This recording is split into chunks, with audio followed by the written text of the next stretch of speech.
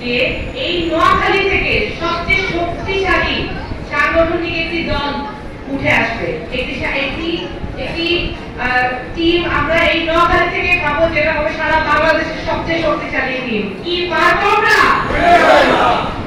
পারবো নাকি? ইনশাআল্লাহ। আমার একটা অনুরোধ, আমি জানি আমরা নোয়াখালীবাসী অনেক ধর্মপ্রাণ, আমরা ধর্মীয় অনুশাসনের বাইরে গিয়ে কখনোই ভুল করেও কোনো কাজ করি না, করতে পারার কথা ভাবতেও পারি না।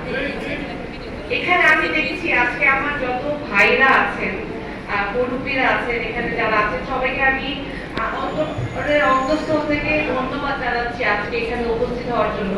কিন্তু আমি দেখতে পাচ্ছি আমার এখানে যে বোনরা অংশগ্রহণ করেছেন তাদের সংখ্যা তুলনামূলকভাবে অন্য অনেক জায়গা থেকে অনেক বেশি হলেও নোয়াখালীতে যত নারী আছে সেই তুলনায় কম।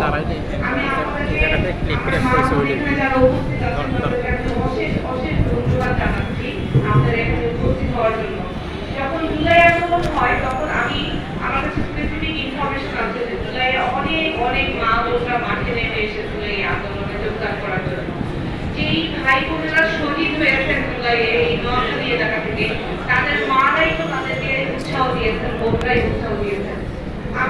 আমি বলছি না যে এই মা বোনেরা আমাদের ধর্মীয় সামাজিক যে অনুশাসন আছে সেটাকে ত্যাগ করে রাজনীতিতে আসেন, কিন্তু মা বোনের প্রতি আমি বিশেষভাবে একজন নারী হিসেবে, নোয়াখালীলা মাইয়া হিসেবে আইন করে অনুরোধ করবেন, আমরা নিজেকে অধিকার বুঝিল, আমরাও নোয়াখালীবাসী, আমরাও বাংলাদেশের নাগরিক, আমাদের নিজেকে অধিকার আছে নাগরিক হিসেবে, নিজেকে কথায়ন করেন, নিজেকে অধিকারের কথায়ন করেন, দাবিয়ান তুলে ধরবেন। একটা পুরুষ মানুষ তার দাবি যতটুকু তুলে ধরতে পারে, একজন নারী হিসেবে আপনার অধিকার ততটুকুই আপনার তুলে ধরার অধিকার আছে। আমি আশা করব নারীরাও তাদের নিজেদের অধিকারগুলো বুঝে নেবেন। আমি অষ্টদিয়ার মেয়ে, এখানে অষ্টদিয়ার যারা আছেন তারা জানেন অষ্টদিয়ার যে girls high school and college আছে, এই কলেজটা করেছিল আমার নানা মরহুম শামসুল হুদা সাহেব। এই কলেজে বিগত 15 বছর আমার নানার ছবিটা তুলতে পারে নাই, ছবিটা নামাই দিয়েছিল স্বৈরাচারী সরকার। এই স্কুল করা হয়েছিল এই নারীদের জন্য, যাতে এই এলাকার নারীরা সাংগঠনিক কাজে এসেছে কথা না বললে না, নারীদেরকে আপনারা এগিয়ে নিয়ে আসবেন। আপনাদের কাছে বিনীত অনুরোধ করছি, আপনাদের ঘরে যারা মা বোন আছে তাদেরকে সম্মান দিবেন, তাদেরকে তাদের যে অধিকার আছে সেই বিষয়ে তারা যাতে রাজনীতিতে এসে নিজের অধিকার বুঝে নিতে পারে।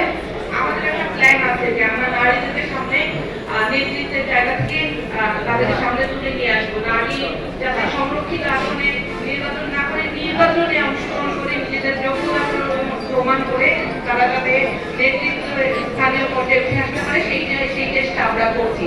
আজকে হান্নান ভাই আমাদের এক ছোট বোনকে জিজ্ঞেস করছিল যদি কি হবে, সে বলল মা যাওয়া যায় না। আমি চাই এই ঘরের প্রত্যেকটা নারী, ঘরে ঘরে প্রত্যেকটা মেয়ে নিজের স্বপ্ন নিজে তৈরি করুক।